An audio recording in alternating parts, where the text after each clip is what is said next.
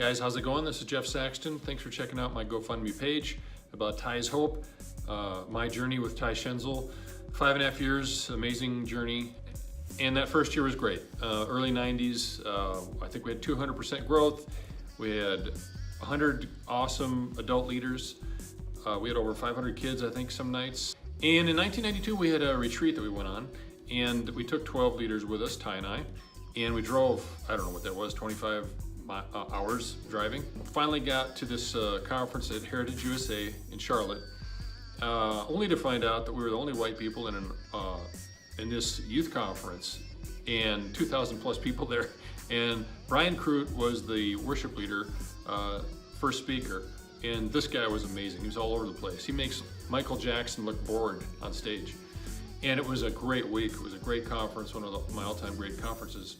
When we came back, we thought we got to bring Brian with. We brought Brian back to our youth ministry, and he came, and the same fire fell on our kids. And it was great. And on the way back, we took him back to the airport. Ty looked at him and said, "Brian, do you think a white guy can make a difference in the hood in North Omaha?" And Brian said, "Are you kidding, bro? For sure. I mean, in fact, you do better than I would." And Ty goes, "Really?" And he goes, "Yeah, because if I do it, they'll expect me to. If a white guy shows up, they'll know God's with you." We began to try to integrate inner city ministry into our youth group, into our, bringing them out Wednesday nights. We had vans, we had carpools, we had basketball tournaments, and it was great. There's some good things, but some bad things happened too, and not everybody was happy about it, and some parents got really upset at us. Not just about that, about other things as well, kind of even just our relational style versus their more old school style of not wearing hats in church, no tattoos, and etc. And that culminated, guys, in a time where, I don't know if you knew this, but we were actually temporarily fired from our positions.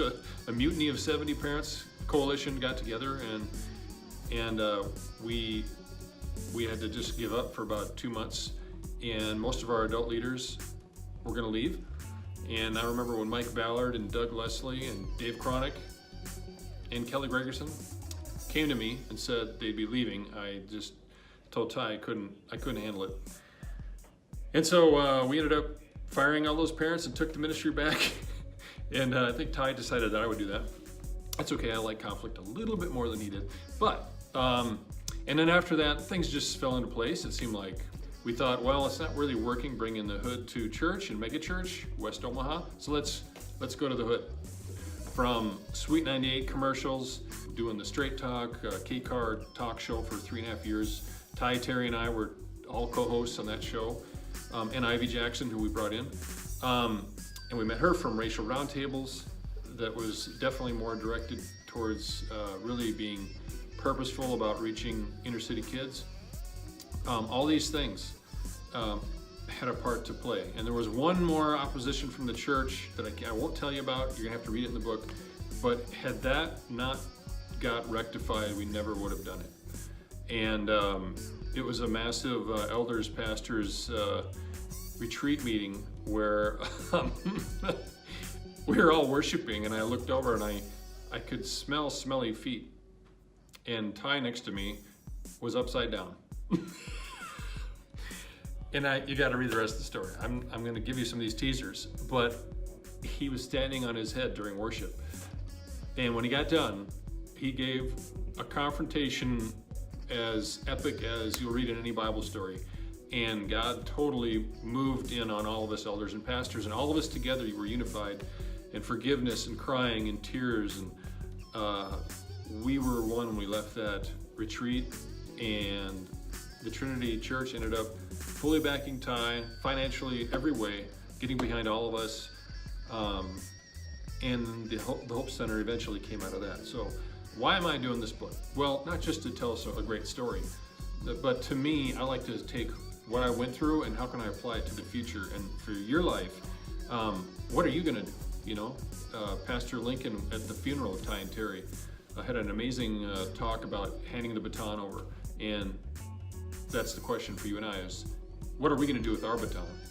I feel like I can really help us reinvigorate the passion that Ty and Terry had, but apply it to very important things going on in our world right now. We're not done yet, guys.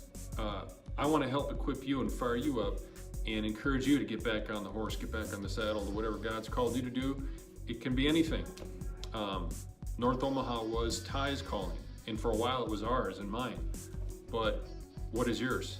That's it, Ty's Hope. If you can contribute something to the GoFundMe campaign, that would be great to help us. You know, we don't have a major publisher. We do have some smaller publishers interested right now. Hollywood does want to see this as a movie for sure, if I didn't mention that.